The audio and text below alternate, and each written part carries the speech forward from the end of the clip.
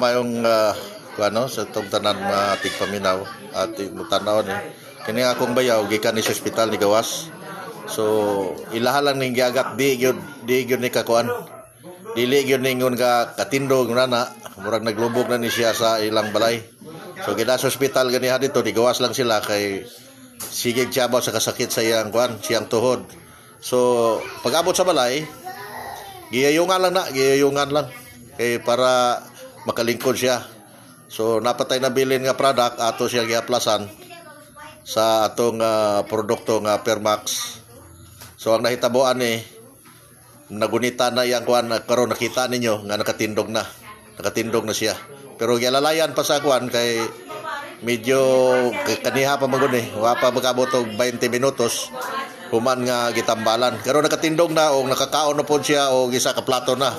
Tulo ka adlaw kasi mana na day ingon siya nga asawa nga di na kay mo kaon tag tulo ka kutsara na lang. Karon isa ka plato na ginuhurot kaluyan ta sa Ginoo. Alhamdulillah na medyo naka-recover siya. Karon lang ni isa ka haplas pala ni. So atong abangan ni sa sunod nga kuan nga makalakaw na gyud siya. So aton sang hinabion siya kung sa iyang gibati o nganong ningon ana siya. Brad, pila na kakabuan o pila ka semana na ka naglubog sa inyong kuan panimalay nga unsay gibati nimo, sakit ba o unsa ba? Isa na ka semana sakit di matarog di ko kung sa magkatindog lisod kayo. Wala kayong kung sa pinusilin suko na jud ko. Sa kasakit. Sakit kayo. Ngan haplas kay isa ra gihaplas ani Kaya hindi ko nakatindog ko.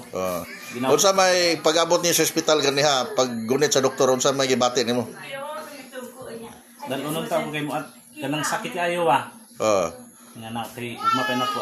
Tunog ginsan. Di magunitan nimong tiil. Dili gyud magunitan di jud. Sud kay maglisod jud. Nya di pa gyud maliyot imong mga tuhog nimong kwan sa paghuman natong haplas. Unsa may gibati nimo sa imong pamati nimo sa imong lawas? Maalsa na ba imong tiil? Sige na ato nang kuno yung alsahan lang daw alsa na. Kana dili gyud na maalsa gyud siya kay 5 ka tawo kay dako man na siyang tawo, 5 ka tawo ang yayong gikan sa gawas hantud sa akong panimalay. Sumay na lang kanatay product ingon ani ala grabe nagpakita gyud siya gilas wa na mo gunit mga kaigsonan. Mao lang na atong mga produkto kung kinsay nga natay matabangan.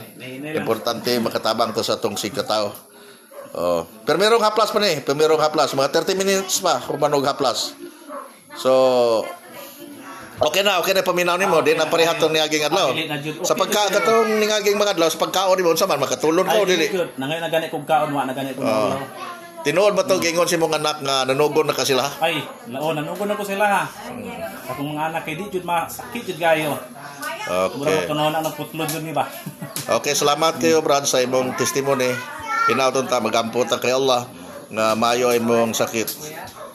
Mayong hapon.